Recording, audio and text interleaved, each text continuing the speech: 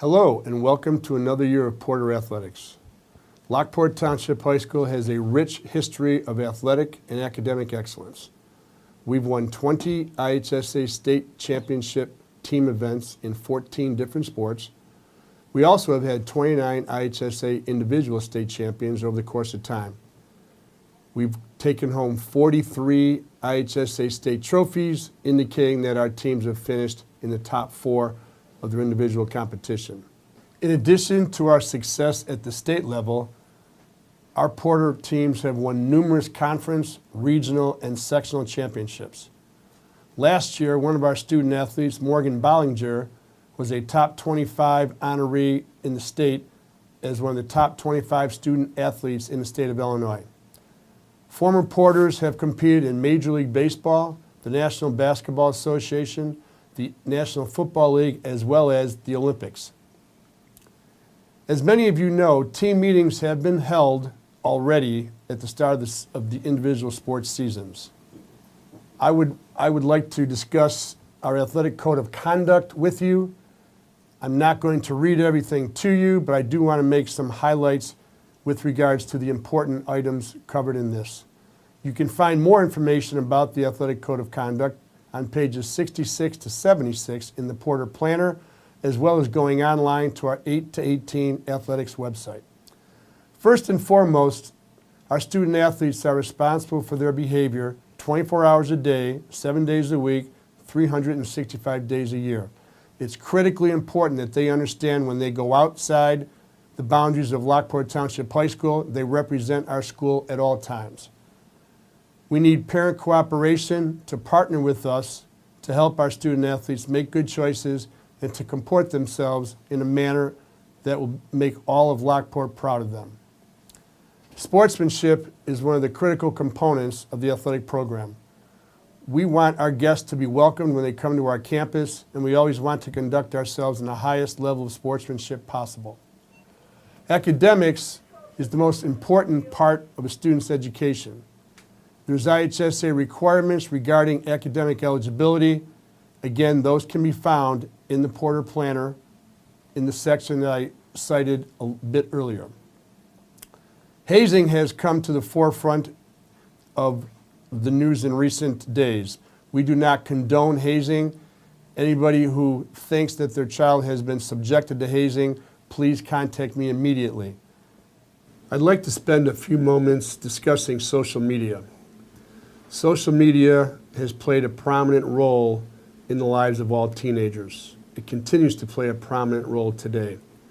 Unfortunately, there have been situations where teenagers have not always made good choices when using social media. I'm begging parents to really monitor their child's use of social media. I'm also making a strong appeal to our student athletes to be careful when using social media. It's embarrassing if you get caught in a situation where you've made a bad choice, and it can be devastating to your future, not to mention the reputation of our school and our athletic department. So please, please, please be careful, be diligent in your use of social media. And understand that as a Porter athlete, you're responsible for your behavior 24 hours a day, 7 days a week, 365 days a year. I mentioned that earlier during some of my previous comments. Particularly when it comes to social media, again, please remember that there's cameras everywhere, and any innocent post that you may feel isn't a big deal can turn out to be a big deal if something goes awry and it goes off in the wrong direction. So again, thank you. I know I can count on your support in proper use of social media. And I know I can count on you understanding how important it is to really monitor the use of social media in your household by your children. Extracurriculars is a privilege. It's a privilege to be part of a Porter athletic team, and there are requirements that are expected once you become a member of one of our teams. It's important to note that once our student athletes make the commitment to become a Porter athlete, we're asking our parents and our families to also make that commitment and help abide by the rules of participation. We invite our parents to call anytime that you have a question or you're not sure about a procedure that is part of our athletic department. Please feel free to always make that call. However, it's important to note there are three things that we don't want to have communication about. We are not going to have discussions about playing time. We're not going to have discussions about coaching strategy. And we're not going to have discussions about another child on the team in comparison to your child. Those are just three areas that should be left up to the coaches, and I fully support the coaches in this area. We are fortunate at Lockport in that we have great support, beginning with our school board, through our district administrators, our building principals, and assistant principals. We have one of the best buildings and grounds crew, as well as maintenance staffs that I've been part of in my many years in education. So I'm thankful for everyone who provides the effort and the energy to give our student athletes the best experience possible. Let's not lose focus about the purpose of athletics. Winning is important, there's no doubt about that. But life lessons, personal growth, working with others, perseverance, those are really key things that one can get out of an athletic experience. So I urge our parents, again, to partner with us to help our student athletes grow in these areas, and hopefully our student athletes are better people once they leave us than they were when they first entered the doors 4 years ago for the seniors. So again, welcome to athletics. I hope your child has a wonderful experience. We look forward to having you support us. And finally, go Porters.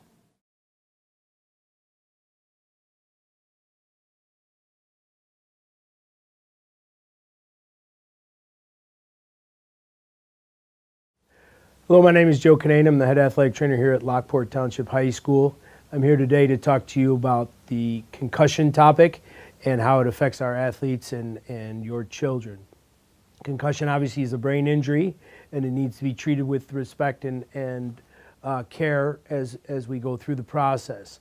The state requires us to make sure that all people are involved in a return to play and return to learn process and program. If there is suspicion of a concussion with your child, then they obviously should tell us, and we should go through this process as they recover.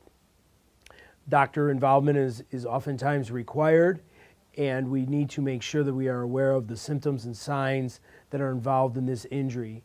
Anytime there is a blow to a head, we need to do an evaluation to make sure that recovery is full and that the injury is completely absolved before they return to competition. Symptoms such as headache, dizziness, amnesia, which is loss of memory, upset stomach, nausea, concentration issues, sleep deficiencies, things of that nature, personality changes. There's quite a bit of different symptoms that can occur. One is enough to be considered a possible concussion, or a multitude or a multiplier of them. Loss of consciousness does sometimes happen in concussion, but that is not the only symptom that we look for. You can certainly have a concussion without ever having a loss of consciousness. So we want to make sure that that is not the only factor that we're looking at.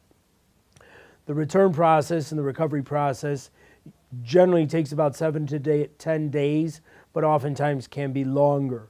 So we go through a process where we take them through a stair-step approach where we utilize the impact testing program, but we do not even start the impact testing program until the child is symptom-free for about 24 hours. At that point, then we'll take them through our return to play process, which usually we will go through an impact test, which is a neurocognitive testing program on the computer that tests things like reaction time, processing speed, in memory issues, both with diagrams as well as words, and other variables that can be tested very sensitively with the computer program. We'll usually test them first after symptom-free, as I mentioned. If they are up to normative scores, then that's where we want to kind of go to the next step. The next step will be cardiovascular exercise and then another test. If they stay up at a normative score, baseline score, then we'll progress to a light practice with no head contact at all, regardless of the sport. At that point, then we return to a more full practice with the last test. And again, if all parties involved, parents, doctors, ourselves, are on board, then at that point, then we will begin to return them to full competition. This usually takes about a full week at minimum. So again, we don't start the process until they're symptom-free, and then the process itself usually takes about 5 to 7 days. Obviously, if you ever have questions or concerns regarding this injury or anything about the return to play process, feel free to contact myself or any of my staff members at 815-588-8416. Thank you and have a good day.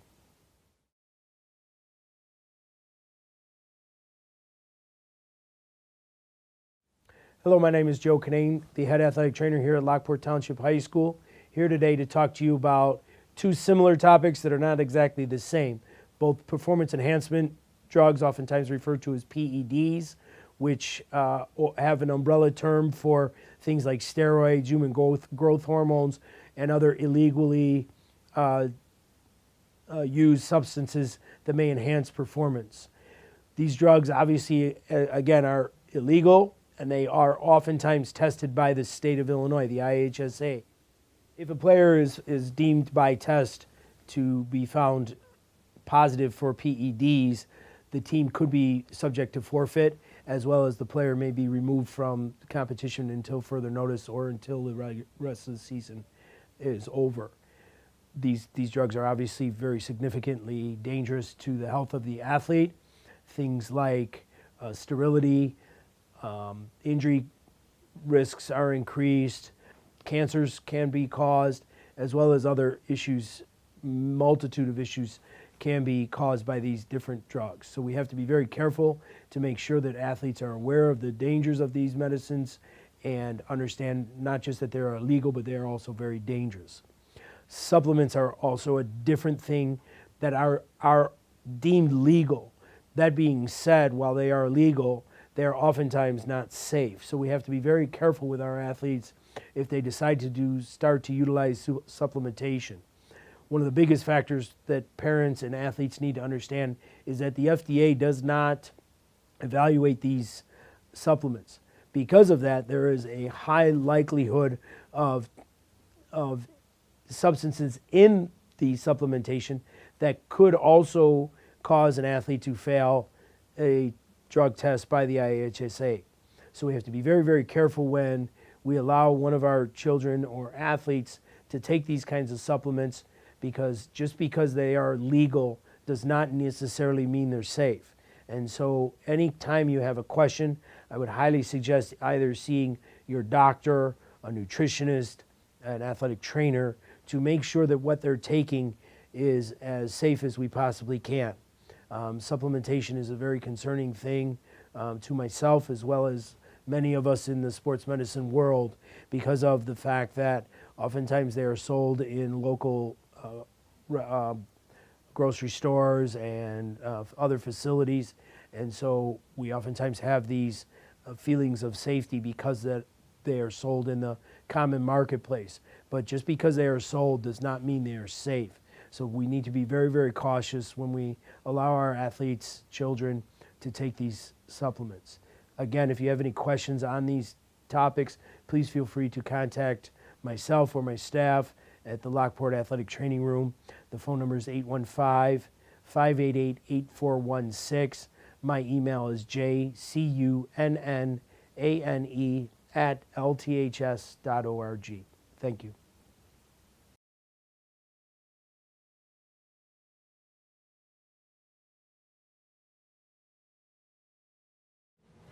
Welcome to the LTHS Guidance Services NCAA presentation. My name is Denise Curtis and I am a counselor here at Lockport, as well as a previous collegiate softball player. And I'm Dave Palmer. I'm a guidance counselor and a coach here, as well as a former collegiate football player. Today we're going to talk about the requirements and process to obtain eligibility to be a collegiate student athlete. In looking at the different divisions of college athletics, the NCAA has 3 different divisions. Division 1, which has about 344 institutions. An example of that might be University of Illinois, Northern Illinois University, Eastern Illinois University. There's also Division 2, which has about 300 institutions. In our state, an example would be McKendree University. We have Division 3, which is the biggest of the 3, and there's typically smaller private schools such as Millikan or Illinois Wesleyan. There's also a separate division called the NAIA, which has about 300 institutions. They include St. Xavier and St. Francis, which is located here in Joliet. And then there is the National Junior College Athletic Association, which our local community college, Joliet Junior College, is a part of. You must obtain eligibility for each of these institutions to be able to play freshman year. There are 3 main requirements in order to obtain eligibility through the NCAA. The first are core courses.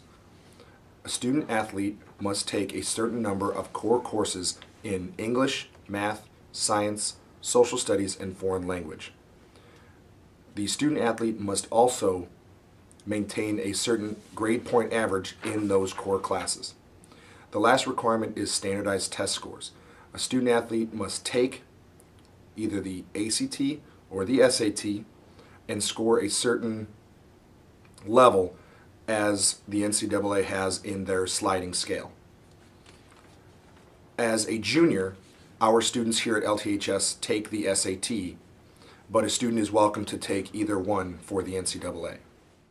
LTHS courses not approved by the NCAA. LTHS courses not approved by the NCAA include all fine arts classes, business classes, family and consumer science classes, tech classes, as well as all physical education and ROTC classes. Some classes that will be important to understand that they are not approved would be our consumer math, horticulture, landscape planning and design, as well as our high school reading classes. Please refer to the link below for the LTHS approved course list. Now we will be discussing the different academic requirements for the different divisions. Division 1, Division 2, Division 3, NAIA, and junior college. For Division 1 academic requirements, in order to be eligible to participate your freshman year of college, you need the following: 16 core courses, which include 4 years of English, 3 years of math, 2 years of natural or physical sciences, 1 year of an additional English, math, or natural physical science, 2 years of social studies, and 4 years of additional courses, which can include anything in foreign language or any of the core courses. You also need to meet the minimum ACT/SAT score according to the sliding scale. In order to be a full qualifier, you must meet the GPA of a 2.3 or higher in all of your core courses. Division 2 academic requirements. Again, you need to meet 16 core courses. However, they are a little bit different than the Division 1 core courses. For English, you need a minimum of 3 years. For math, you need 2 years. You need 2 years of natural and physical science, 2 years of social studies, 3 years of additional courses in English, math, or science, and 4 years of an additional English, math, science, or foreign language courses. In addition, starting with the class of 2018, you now must meet a minimum of a 2.2 GPA, as well as meet the ACT or SAT test score according to their sliding scale. NCAA Division 3, NAIA, NJCAA requirements. For Division 3, the eligibility requirements and admission standards are set by the specific colleges. For NAIA, you must meet 2 out of the 3 requirements. Minimum of a GPA of a 2.0 on a 4.0 scale, at least an 18 on your ACT or an 860 total on your SAT, or be in the top 50% of your graduating class. For junior college, you must have your high school diploma or your GED. What is the process? The first and foremost thing is to make sure that you communicate with your child's counselor as early as possible. The earlier we can find out about that information, the better we can schedule them throughout the rest of their 4 years. Make sure you schedule and do well in your core courses. Take your standardized test scores, ACT or the SAT. Register with the NCAA Eligibility Center from the end of your sophomore year through the end of your junior year. Make sure you're following the NCAA or NAIA checklist for those particular colleges. And lastly, submit your official transcripts through Parchment. Here are the links for the NCAA and NAIA websites, as well as the ACT and SAT.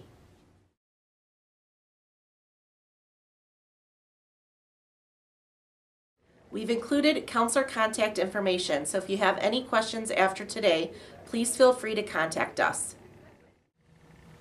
Thank you for watching this presentation. We hope you found it helpful and informative. Again, feel free to contact your guidance counselor with any questions that you might have. We also have links below regarding more information about the eligibility requirements, the process for registering with the NCAA, as well as our Lockport Township High School approved course list.